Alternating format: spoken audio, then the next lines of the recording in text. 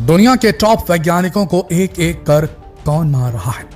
क्यों दुनिया भर के इन महान वैज्ञानिकों के आविष्कारों को, इन्वेंशंस को दबा दिया गया? भारत के न्यूक्लियर फिजिक्स, परमाणु भौतिकी के गुरु डॉक्टर होमी जे भाभा 24 जनवरी 1966 में मिस्टीरियस संदिग्ध सिचुएशन में उनकी मौत हो जाती है। उनका प्लेन क्रैश हो जाता है। डॉक्टर विक्रम साराभाई जिन्होंने फाउंड किया था इंडियन स्पेस रिसर्च ऑर्गेनाइजेशन यानी कि ISRO को, वो अपने होटल रूम में दिसंबर 30, 1971 में जो है मरे पाए जाते हैं। उनका शव पाया जाता है। लोकनाथन महालिंगम ये भी न्यूक्लियर साइंस से रिलेटेड थे भारत के, और काइगा एटॉमिक पावर स्टेशन में इनका काम बहुत महत्वपूर्ण माना जाता है। सुबह वॉक पे गए थे, वापस नहीं लौटे। 5 दिन बाद उनका शव काली नदी में मिलता है। सन 2009 की बात है। क्यों मौत हुई पता ही नहीं चल पाया। उमर सिंह प्रतिम बाघ ये भी न्यूक्लियर साइंटिस्ट थे और रिसर्चर थे भाभा एटॉमिक रिसर्च सेंटर में, और इनकी भी मृत्यु एकदम अजीबोगरीब तरीके से एक रहस्यमयी आग जो कि लेबोरेटरी के अंदर भड़क गई थी सन 2009 में दिसंबर 30 तारीख को, उसकी वजह से इनकी जान चली जाती है। आज तक समझ में नहीं आया कि वो आग लेबोरेटरी के अंदर लगी तो कैसे लगी, किसने लगाई। के जोशी, अभीश शिवम ये इंजीनियरिंग फॉर न्यूक्लियर सबमरीन्स, मतलब कि देश के परमाणु पनडुब्बियों के विकास में काम करने वाले 2 इंजीनियर थे ये, के जोशी और अभीश शिवम। सन 2013 में इनकी डेड बॉडी रेलवे ट्रैक्स पर मिली थी। ऐसा स्पेक्युलेट किया गया था, ऐसी आशंका जताई गई थी कि इन्हें जहर दिया गया था। उसके बाद इनके शवों को रेलवे ट्रैक पर रख दिया गया था। दोस्तों, दुनिया भर में महान वैज्ञानिकों के इन्वेंशंस को अपने फायदे के लिए बड़े बड़े धन्ना सेठ हमेशा से दबाते और मारते आए हैं, उनका दम घोटते आए हैं। आज के इस वीडियो में हम जानेंगे कुछ इसी प्रकार के वैज्ञानिकों के नाम, उनके साथ क्या घटित हुआ, वो किस फील्ड में काम कर रहे थे, और अगर वो सफल हो जाते तो आज दुनिया कैसी होती। आप अंदर तक खेल जाएंगे। इसमें जो नाम आएंगे, इसमें जिस फील्ड में इन्होंने काम किया था, क्या क्या खोजें इन्होंने कर ली थी जिन्हें दबा दिया गया, ये जानकर आप अंदर तक खेल जाएंगे कि दुनिया पैसे वालों के कितने कब्जे में। नंबर 1, सन 1980 का दशक। स्टैनली मेयर नाम के एक इन्वेंटर हुआ करते थे। उन्होंने 80 के दशक में ही पानी से चलने वाली कार का इन्वेंशन कर दिया था। आविष्कार हो चुका था पानी से चलने वाली कार का, एक ऐसी कार जिसके इंजन में हाई वोल्टेज इलेक्ट्रोलिसिस हो रहा था। पानी यानी कि H2O, इसमें हाई वोल्टेज इलेक्ट्रोलिसिस से ऑक्सीजन और हाइड्रोजन अलग हो रहे थे। हाइड्रोजन जो निकल रहा है इससे, उससे पावर दी जा रही थी कार के इंजन को आगे दौड़ाने के लिए।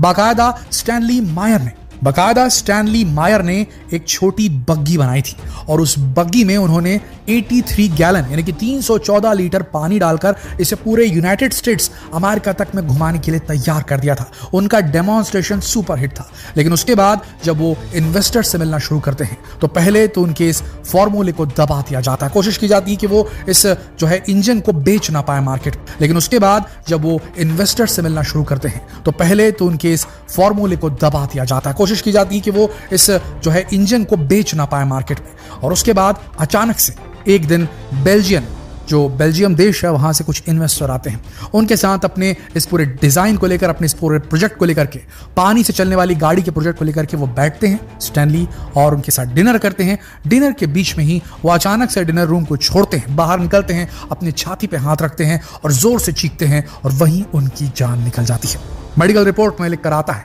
कि उन्हें सेरिब्रल एन्यूरिज्म हुआ था, यानी दिमाग की नसों में हवा का बुलबुला चला गया था। पर इसे संदिग्ध रूप से ही देखा जाता है। 1980 का दशक, अगर उस वक्त से हम पानी से चलने वाली गाड़ियां इस्तेमाल कर रहे होते तो आज ग्लोबल वार्मिंग नहीं होती दोस्तों। पर शायद क्योंकि पानी से चलने वाली गाड़ी अगर उस समय चल जाती तो ट्रिलियंस ऑफ डॉलर की ऑयल इंडस्ट्री वहीं जमींदोज हो जाती, और शायद उन्हीं लोगों ने जिन्हें सबसे ज्यादा फायदा हो रहा था तेल बेचकर, खरीदकर, उन्हीं में से किसी ने साजिश रची और स्टैनली खत्म हो गए। पर सच कभी सामने नहीं आया। Number 2, cold fusion by doctor Eugene Mallove. Doctor Eugene Mallove ने 80 के दशक में एक बहुत बड़ी जो है उपलब्धि हासिल कर ली थी।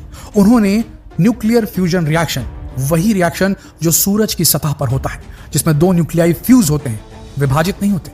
जो एटॉमिक बम फटता है तो उसमें न्यूक्लियर फिशन होता है, न्यूक्लियाई टूट जाते हैं और उससे एनर्जी निकलती है और खतरनाक मटेरियल भी निकलता है। लेकिन न्यूक्लियर फ्यूजन में खतरनाक मटेरियल नहीं निकलता, सिर्फ अकूत बेहद बड़ी मात्रा में एनर्जी निकलती है और बेहद सस्ते में निकलती है। बस ये है कि सूरज में न्यूक्लियर फ्यूजन करने के बाद काफी ज्यादा हीट जनरेट होती है। लेकिन 1980 के दशक में ही डॉक्टर यूजीन मालोव ने वो तकनीक विकसित कर ली थी कि वो रूम टेम्परेचर पर, यानी कि बेहद कम तापमान पर, वो न्यूक्लियर फ्यूजन रिएक्शन को कंट्रोल कर पा रहे थे। और इसका मतलब यह था कि लिमिटलेस एनर्जी, वही लिमिटलेस एनर्जी जो तेल, कोल और बाकी सारी चीजों पर डिपेंडेंस, फॉसिल फ्यूल पर डिपेंडेंस पूरी तरीके से खत्म कर सकती थी। लेकिन जहां से वो पढ़कर निकले थे और जहां वो अपना जो रिसर्च पेपर सबमिट कर रहे थे, एज अ रिसर्चर काम कर रहे थे, वहीं के MIT में उनके फेलो जो साइंटिस्ट थे, उन्होंने उनके जो एक्सपेरिमेंट्स थे उनको गलत साबित करना शुरू कर दिया, उनके इन्वेंशंस को दबाना शुरू कर दिया।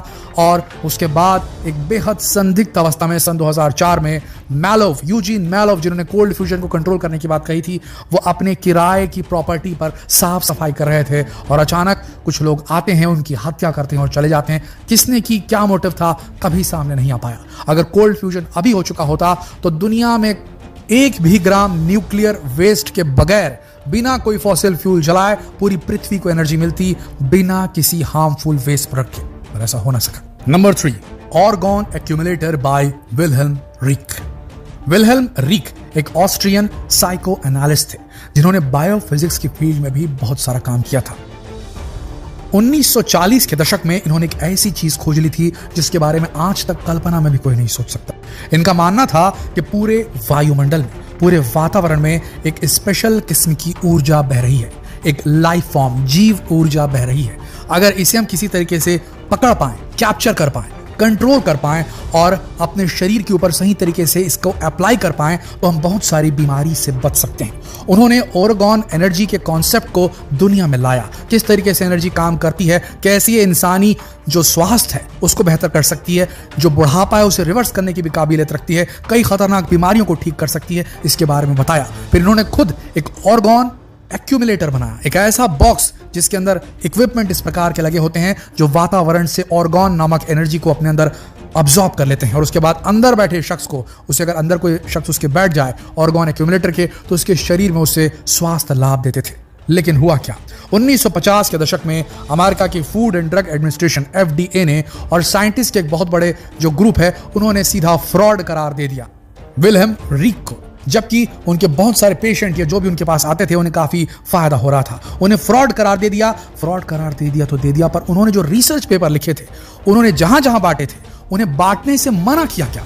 उनकी मशीनों को, ऑर्गॉन एक्यूमुलेटर जो उन्होंने बनाया था, जो कि वातावरण से ऑर्गॉन एनर्जी को अवशोषित कर रहा था, अब्सॉर्ब कर रहा था, उसे तोड़ने के आदेश दे दिए गए। आखिर ये किस प्रकार की बात थी? उनके लिटरेचर को बढ़ने से क्यों रोका गया? अगर वो किसी थ्योरी पे मानते थे तो उसके पर्चे अगर वो बांट रहे थे तो उस पर बिलीव करने से लोगों को क्यों रोका गया? उनकी मशीनों को क्यों तोड़ दिया गया? ये बड़ा सवाल आता है। उसके बाद उन्हें 2 साल की जेल हुई और 1 ही साल की जेल काटने के बाद 1 ही साल के अंदर जेल में संदिग्ध हालत में उनकी भी मौत हो जाती है।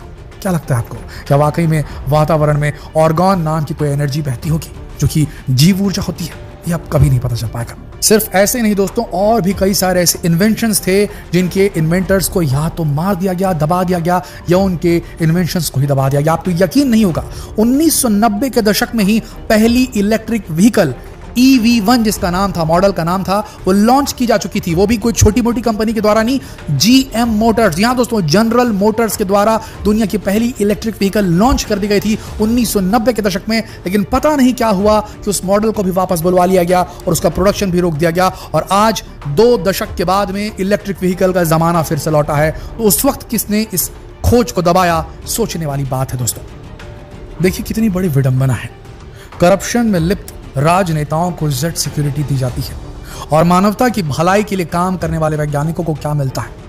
कोई साफ सफाई करते मारा जाता है, कोई वॉकिंग करते हुए, मॉर्निंग वॉक करते हुए खत्म हो जाता है, कोई होटल में संदिग्ध अवस्था में मरा मिलता है, तो किसी को पागल खाने में डाल दिया जाता है, जेल में ठूस दिया जाता है, किसी को शहद दे दिया जाता है।